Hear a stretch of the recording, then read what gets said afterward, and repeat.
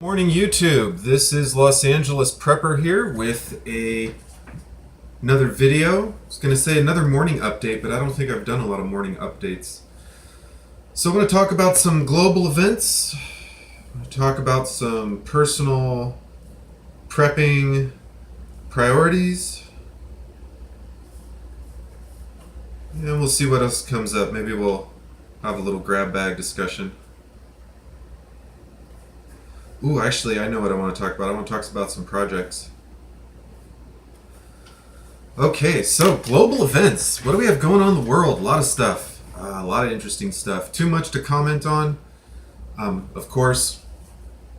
So I'm going to kind of clue you in onto things that I pay attention to, not necessarily because I think they're the most important things of the world or that I think everyone has to pay attention to them, but I do kind of like to just keep an eye on some of the more, for lack of a better word, extreme goings-ons in the world, because I think when society gets pushed to the limit, when decisions, when politics, when military action, when all manners of life get pushed to the limit, we see we learn, we can learn from those events. So I'll just leave it at that. Number one on the list, North Korea update. Nothing new with North Korea except for the fact that we sent I'm sure there's a lot of little new things, but in big news, we sent a third carrier over there. In fact, which one was it? Was it the Reagan? Third carrier to the Nimitz, the USS Nimitz. Not to be confused with a Nimitz class carrier, which I believe most of the modern carriers are Nimitz class, but carrier is actually called the USS Nimitz, after, I believe, Admiral Nimitz. Anyways, so we sent a third carrier over there, 3 carriers. Why did we send a third carrier over there? Because a lot of reasons. I'm not a military strategist, but if you consider the term, saber rattling, we are rattling 3 big floating sabers at once, and all of our floating sabers have lots of little flying sabers on them, and all our flying sabers shoot little pointy sabers from the sky.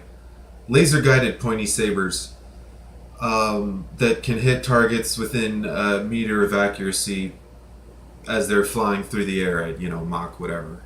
The saber launchers and the sabers themselves are going supersonic, at least some of them, depending on whether or not they're missiles or bombs or planes and bombers and fighters and on and on and on. But, there's a lot of crappy things about North Korea. The fact that it's been going on a long time is really crappy. The fact that we had a previous war with them doesn't help. The fact that we are technically, I don't know if it's us in North Korea or like South Korea and North Korea, but I want to say it's an armistice currently, but there's not quote unquote peace between the nations. We're not at peace with North Korea. We're not at war with North Korea, but we're not exactly at peace with North Korea, nor the South Koreans. So it's sort of a step below a Cold War, but a step above a peace treaty, anyways. At least that's my sort of layman understanding of it. So that's a crappy part of it. The leader of North Korea is very inexperienced and very young, and was born, he was born into the position literally and figuratively through nepotism. So I'm sure there are a lot more qualified leaders in North Korea to lead North Korea, but of course, the family and the way that the government is, the current leadership. It would be like if Obama's presidency passed to one of his daughters, or something like that. That's a terrible comparison to compare Obama's daughter to the leader of North Korea. But I'm just making an example about our previous leader and his siblings and their previous leader and his siblings. So just leave it at that. So, a really young and inexperienced leader that sort of got the position through the organization of the government and not necessarily through his own merits. Um, they're getting support from other countries, not just tangible support, but intangible support. It's one thing for a company to ship chemicals or industrial materials to North Korea so North Korea can make bombs. It's another thing to say, hey, we're friends with North Korea and we'd really appreciate it if you didn't pick on them. That's a completely different thing to offer, even if it's not an overt allegiance, even if you're just saying to countries that might be talking about military action against North Korea like the United States is, even if you're just saying, hey, we're not really a fan of that, they may not be our best friends and we might not do whatever to protect them. And even in China's case, they said they will take action if the U.S. strikes, which is it's kind of a big deal. We're not really talking about it in U.S. media for obvious reasons. And when I say obvious, I mean the Western media doesn't, it likes to paint America as good and everyone else as bad. So it also likes to paint America as strong and everyone else as weak. Unless we're trying to foment, military action against someone, then maybe, you're going to hear more stuff about somebody launched a missile here, somebody launched a missile there, so to speak. China could test missiles all day and all night, but until we're trying to foment aggression towards China, you're not going to see in the news, China launches a missile here, China launches a missile there, because, we trade with China, they own a lot of our debt, we are very economically tied. Maybe I'm like subconsciously joining my hands like US and China, we're very economically tied to them, so it really doesn't make sense that we would try to anger them. Whether or not we love the Chinese or we agree with everything that they do or how they run their country, we are very, very connected economically to China. So regardless of how you feel about that is the state of our global economy. We are very interconnected, so don't want to talk all about North Korea. So let's move on. Puerto Rico, one of the biggest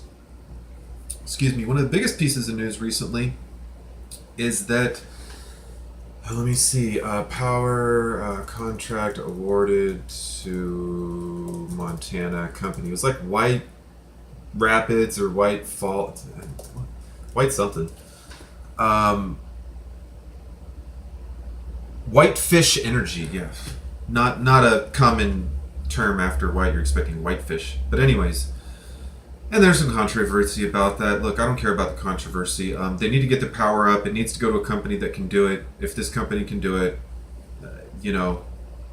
yes, I'm sure there's government corruption and there's kickbacks that happen in a variety of government contracts, but don't just jump on the bandwagon right now because everyone else is. If you want to fight against government corruption and kickbacks and contracts going to friends and friends, sure, fight against that. Fight for an honest government and an honest business sector. But don't just pick this one issue and say, oh, this company is the devil because XYZ that I heard about on the news. So that's all I'm going to say about that. But in another related article, it's estimated that about, and this is just one estimate, but they're trying to the goal is to get 95% of power back by Christmas. So Christmas is, December 25th. We're October 25th. It's actually a nice clean, 2 calendar months away, give or take 60 days. So, and when was Hurricane Maria? Pop quiz, how good is your memory? What day did Hurricane Maria strike? I don't know. September 16th through October 3rd.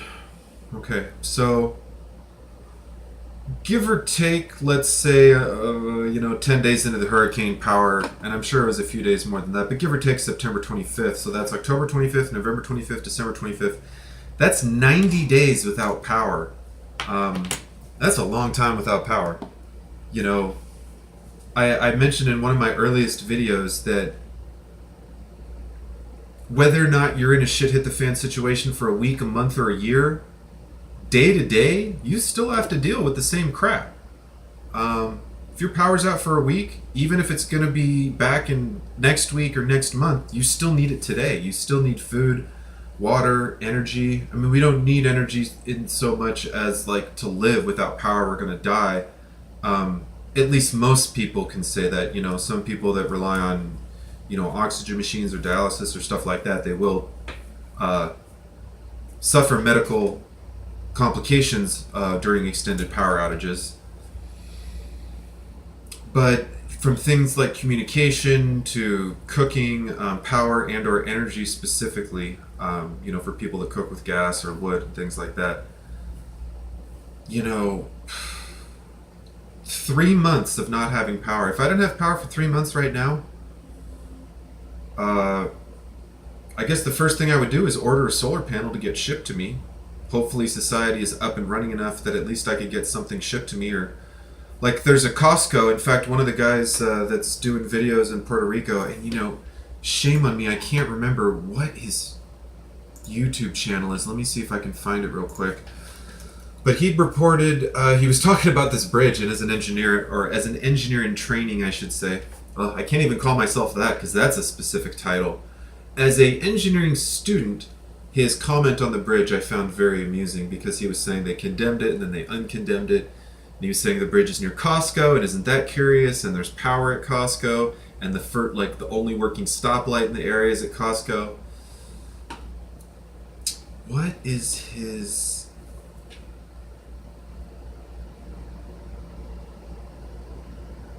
Prepared to Thrive. Check out Prepared to Thrive. Let me do a quick time check here. 11 minutes. Okay. Keep this under 15 minutes. Check out Prepared to Thrive's collection. He's in Puerto Rico. I believe he's in Puerto Rico right now, unless he came back. I haven't watched his videos in a couple days, but yeah, just 4 days ago he was inside Costco in Puerto Rico. So if you want to know what's happening, boots on the ground, check out his video. Lot of good content. So man, 30 days without power, and I gotta admit, you know, when I'm doing my prepper ratings and such, a lot of people rank solar panels really low, and I find that so fascinating. You know, like, oh, I have batteries, and you know, I'll just run my ham radio on my car or something, and or I have a generator and I have gas. I really don't know what people's solutions are that don't have. Like, I want to know right now, what are your power solutions? Get back to me on that. I'd really love to know. I'm looking at a 100-watt system presently just because I'm not trying to pay $1.50 per watt. Maybe I'll do a separate video on power stuff. In fact, I always get video ideas when I'm making videos. Power stuff. Generation. Okay. So that's enough about Puerto Rico. They're going to be potentially without power, most of them, for about 3 months. Serious stuff. Canary Islands, real quick. They've had something like 400 tremors over 15 hours over the weekend. That's a lot of tremors. And the funny thing about earthquakes is that, you know, when you get all this pressure built up from the plates sliding or subjuncting or, you know, doing weird stuff, before they slip, before they completely move and cause an earthquake, they sort of kind of like start to slip. And now tremors don't always indicate that there's going to be an earthquake. A lot of times it could be pressure released. If you have a certain amount of pressure, you have a couple tremors and things kind of readjust, you can potentially reduce built up pressure, but at the same time the continents are always moving, so generally speaking, tremors are a good sign that there's a potential for some earthquake activity. Not a guarantee, it just kind of raises the potential a little bit. I'm not a seismologist, so... But anyways, yeah, volcano eruptions, tsunami warning. I mean, volcano eruption is sort of like, it's such a rare thing that, you know, unless you've ever lived somewhere where they had a big eruption, or you live near an active volcano, it's not really going to be on your radar probably. But the amount of ash that they can spew up, the hot gases, even just for magma and lava flows, but the ash especially, making it dark, breathing issues, transportation, logistics gets difficult. Even if all you have is a bunch of ash, it can, even just psychologically, people kind of freak out when stuff like that happens. People, I feel like, have a very primal response to certain things, and volcanoes are definitely one of them. So that's going on. Venezuela, Friday, I believe they have a big bond payment. Let me give you some numbers on that. And if you're wondering why I'm trying to look up all this stuff now, if you have a bunch of websites open, all this stuff is trying to in fact, I'll turn my volume off. Everything's always trying to autoplay and ads are starting. So, if I have 6 pages open, my computer's just going to have a heart attack probably.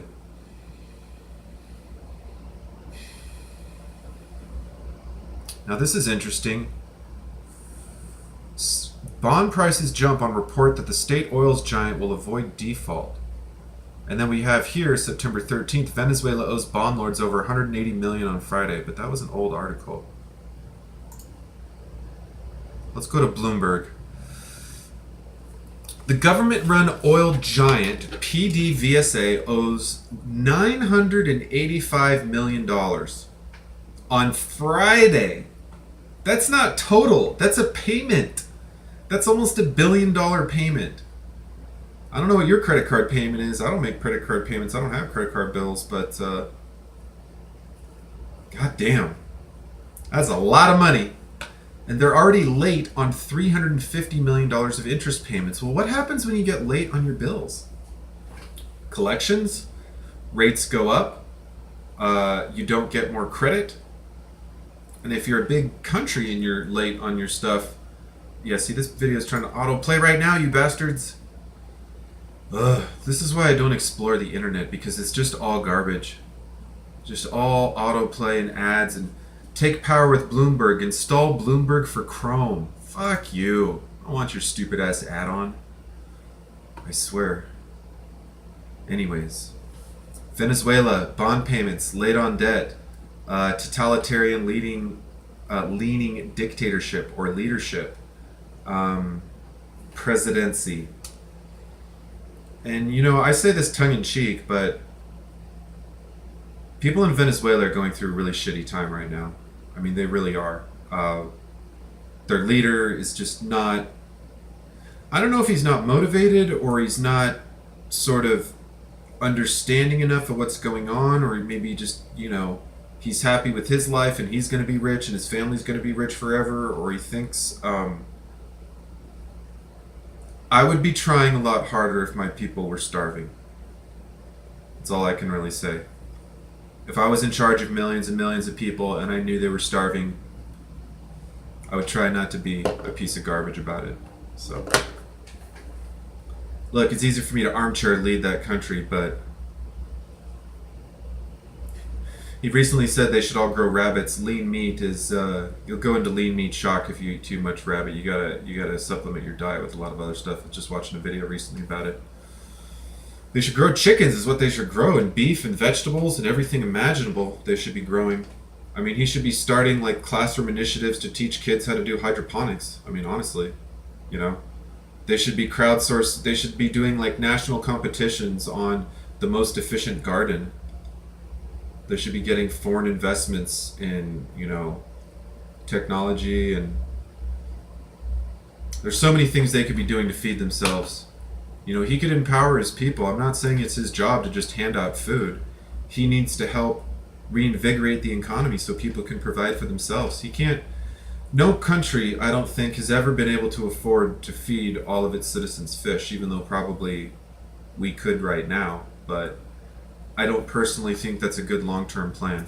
I'm kind of more a fan of trying to empower your citizens to take care of themselves. Preparedness in the local area. So I'm gonna get a little bit lax on my OPSEC here. I'm gonna show you this Survival Fair 4.0. And did I go to it? Did I go to my own campus's Survival Fair? No, I didn't. That was a slap on the wrist, in case you couldn't tell. It's a pretty weak slap. But I was busy. I was doing school. I was studying. I was meeting with people. I was doing appointments. It's super cute. I'm sure it was super cute. We actually do have cert classes on campus. I tried to sign up for them a couple weeks ago, and they were all full, which kind of sucks. But I'm kind of busy to be traveling super out of the area to be doing that stuff right now. But it's definitely on the radar. My goal right now is get school mostly completed, and then then add other things into my life. So let's wrap this up since it's kind of already a super long 20-minute video. Current personal prepping projects. All right, we got the prepper boat, which I've been sort of delaying because I've been a bit busy. I need to make a couple subframes. Also, one of my neighbors kind of sleeps during the day, and I've been instructed in an old lease agreement to be nice and be quiet during the day. So I usually wait till he's gone because he's like the only one that I know sleeps during the day. Pretty sure everybody else doesn't work during the night, at least not the extent that he does. So I'm working on the boat. Got to make some cuts. Kind of just lagging on that because just busy. Mostly just excuses. I've just got a lot of other stuff going on. I'm trying not to get too sidetracked. Personal prepping projects. Hunting. I believe that I'm going to jump into the wild world of hunting. I've been a little overwhelmed by sort of all the rules and regulations, but I have been doing a ton of research, and there's a ton of great info out there. Certainly I'm not the only one that hunts in California. There are people that do hunt in California every year and regularly, from ducks, small game, deer, big stuff, you name it. Almost all animals you can think of that are, native to this country. Maybe not the specific species, but variety of animals. California does have a variety of animals.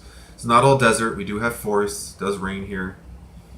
So I'm going to get into hunting. Got to go take a hunter safety course before I can buy my hunting license. My local range, or one of my local ranges, offers a hunter safety course. So next Thursday when I head up to the range, I will be buying the materials. You got to do a test, and then you go to the class. I am, to be honest, going to be getting into the season a little bit late, but even if I can only take, a few hunting trips, I'm basically done with school sort of December 10th-ish, and most of the season kind of ends from different animals sort of like mid-January. There's some animals that are open all year, but other ones like deer and such, end. But so my plan is to kind of have a December outdoor hunt-a-thon super prep video mega mastery session. Get my adventure pass, get my hunting license, and just go play in the woods. It's going to be sort of my reward for working my butt off. So I'm working on that.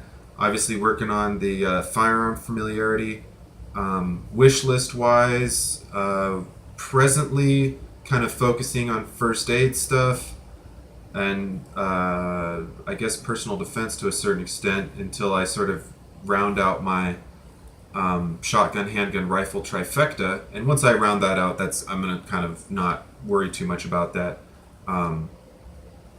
It's going to be a lifelong thing for me, but I'm not, it won't be as prioritized once I have sort of a base level, so to speak.